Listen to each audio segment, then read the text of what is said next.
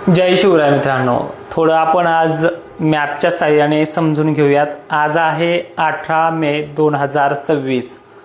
Monsoon Andaman Nicobar पार करून केरळच्या दिशेने काही दिवसांमध्ये पोहोचतो आहे। म्हणजे 22 ते 23 तारखेपर्यंत केरळचा हा जो काही भाग आहे तो व्यापण्याचा अंदाज आहे आणि परिस्थिती जी आहे मान्सूनसाठी पूर्णपणे पोषक ठरते आहे। आणि याच परिस्थितीला पुढे चालून महाराष्ट्रापर्यंत येण्या अगोदर जे काही लो प्रेशर अरबी समुद्रात बनलेला आहे, या लो प्रेशरची दिशा पूर्णपणे इकडे ओमानकडे देखील जाण्याची शक्यता आहे। ट्रॅक वगैरे चेंज होणार नाहीये।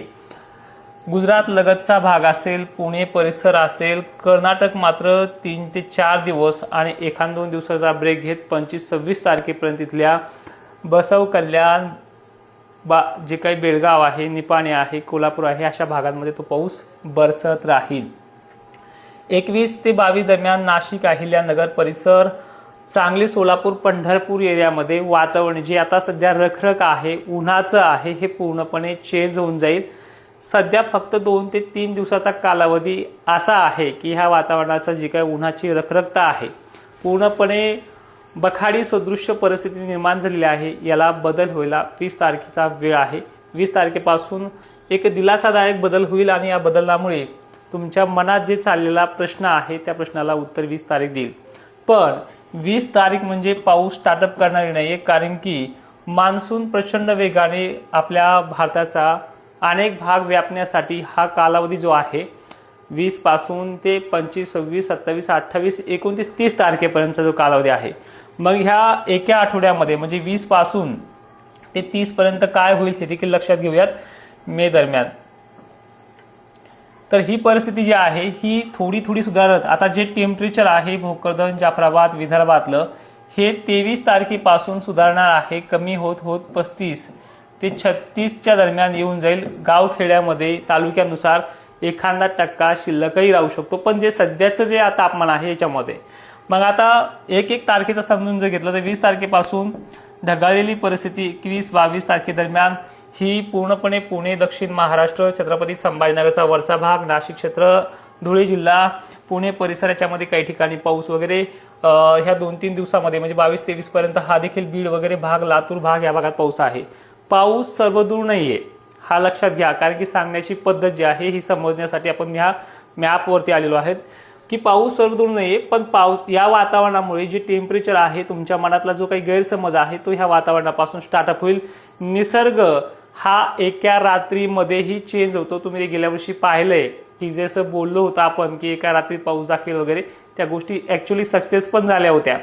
ह्या वर्षी सुद्धा ते होणार आहे। फक्त ह्या बखाडीमध्ये वातावरण क्लिअर झालं की अल निनोचे मेसेज बातम्या लगेच येतात आणि वातावरण आभाळाचं झालं, थोडीफार पावसाला सुरुवात झाली, लगेच चेंज होतं की मान्सून चांगला आहे वगैरे वगैरे गोष्टी ह्या बातम्या येत राहतात। आभाळ पाहून आपण अंदाज देत नाहीये। आणि विषय महत्त्वाचा आहे की मेन मुद्दा जो आहे आपला त्या मुद्द्याकडे येऊयात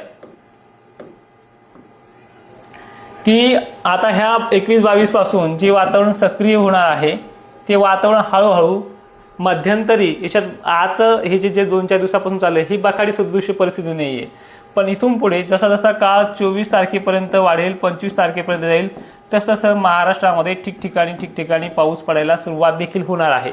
पावसाची व्याप्ती 100% नाहीये, पण जे वातावरण थांबलेलं आहे ह्या 2-4 दिवसामध्ये त्याला एक चांगला दिलासादायक बदल मिळेल। महाराष्ट्रातल्या सर्व जिल्ह्यांमध्ये तुरळक ठिकाणी का होईना ह्या 24-25 पासून स्टार्टअप होईल आणि 27 पासून थोडा जोर वाढत हा जाईल। पण ह्याच आठवड्यामध्ये शेवटच्या 30 तारखेपर्यंत तुम्हाला असा बदल दिसेल की आता जे 2-4 दिवसात वाटायला लागलं की हा पाऊस आहे, बखाड आहे, मान्सून कमकुवत आहे। मान्सूनच्या बाबतीत तुम्हाला मी एकदाच निर्णय दिलेला आहे की बघा कितीही बखाडी पडू द्या, शेवटच्या परतीच्या पावसापर्यंत तुमच्या विहिरीच्या पाण्याचा स्रोत, पाण्याचं जे काही नदी नाल्याचा स्रोत आहे, धरणं आहेत, हे भरून निघतील अशी कंडिशन आहे। त्याबद्दल परत आता बोलतच नाहीये, पण परिस्थिती जी आहे सध्या महाराष्ट्राची ही अवघ्या 2 दिवसांमध्ये काही प्रमाणामध्ये 6 ते 7 दिवसांमध्ये बऱ्या प्रमाणामध्ये सुधार जाणार आहे आणि पेरण्या ज्या आहेत 15 जूनच्या आसपास स्टार्टअप होतील। आणि काही ठिकाणी तर असं होईल की ह्या 25 मे पासून आणि 30 मे पर्यंत पडलेल्या पावसामुळे सुद्धा पेरण्याला मशागतीला वेग वाढायला सुरुवात होईल. आता काही जण म्हणतील 25लाच प्रश्न करतील, तुम्ही 25ला पाऊस सांगितला, 25 ते 30 ह्या दरम्यानमध्ये त्या पद्धतीनं पाऊस पडणार आहे, जो 20% 25% या पद्धतीनं बरसत राहणार आहे. त्यामुळे ही गोष्ट लक्षात ठेवा.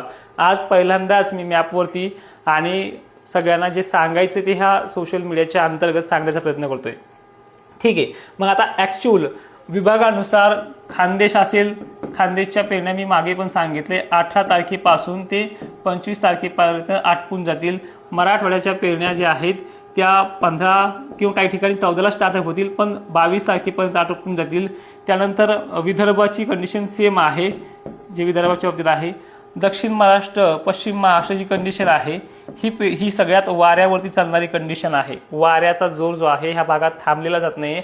बारीक सारीक पाऊस या भागामध्ये पडतो, जे विदर्भाच्या आणि मराठवाड्याच्या तुलनेमध्ये खूप कमी इथे असतो. जवळपास इथे जुलै महिन्याचा आठवडा देखील उजळू शकतो. पण इथे सुद्धा 15 तारखेपासून तुरळक प्रमाणात सुरुवात होत 3 टप्प्यामध्ये इथे जवळपास 28 जूनपर्यंत पेरण्या आटपतील अशी कंडिशन आहे. हे झालं मान्सूनच्या बाबतीत, मान्सून आगमनाच्या बाबतीत. मग आता ॲक्च्युअल तुम्हाला पडलेला प्रश्न की मान्सून येईल कधी. हे पहा, सध्याची स्पीड पाहता केरळामध्ये 25 तारखेच्या आसपास 1-2 दिवस मागे पुढे मान्सून येईल. पण ही जी 25 तारीख आहे ही 25 तारीखच टेम्परेचरला, अनेक ठिकाणच्या टेम्परेचरला, मराठवाडा, दक्षिण महाराष्ट्र, पश्चिम महाराष्ट्र टेम्परेचरला कमी करणारी तारीख आहे. आणि इथून पुढे प्रवास सुरू होतोय मान्सूनच्या पोषक परिस्थितीचा. त्यामुळे मे महिन्याचा पहिला आठवडा, शेवटचे 4-5 दिवस का महिना चांगला बरसून तो मान्सून महाराष्ट्रामध्ये सध्याच्या स्थितीनुसार जर पाहिलं तर 5-6 तारखेपर्यंत किंवा 7 तारखेपर्यंत आगमन करेल. त्याही अगोदर 4 तारखेपर्यंत अनेक कोपऱ्यामध्ये तो प्रवेश करेलच. पण तो मान्सून आल्याच्या नंतर लगेच पाऊस स्टार्टअप होत नाहीये. 5-6 तारखेच्या दरम्यान जो आलेला मान्सून आहे, बरेच सगळे भाग व्यापायला 7 तारीख लगेच स्टार्टअप होणार नाही. कारण की मोसमी वारे एवढे प्रचंड असतात की ह्या वाऱ्यामुळे तो पाऊस पुन्हा 2-4 दिवस लांबू शकतो. आणि एक्झॅक्टली आपण ती 15 तारीख पूर्ण रिसर्च करून सांगितलेली आहे.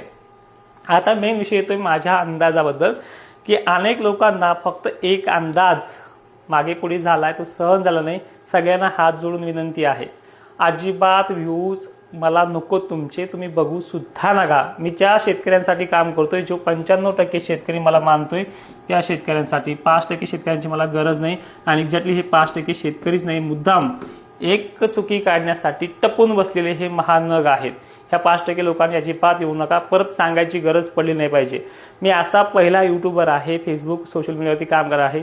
मला व्ह्यूची अजिबात गरज नाही. तुम्हाला वाटत असेल हे पैशासाठी चाललंय, अजिबात नाही. अजूनही जाहिराती मी घेतल्या नाहीत, पण इथून पुढे जाहिरातीचा मी सुद्धा आता हकदार होणार आहे. मला त्या घ्यावाच लागतील, कारण की तुमच्या भल्याचा विचार केला ते मला नकोच.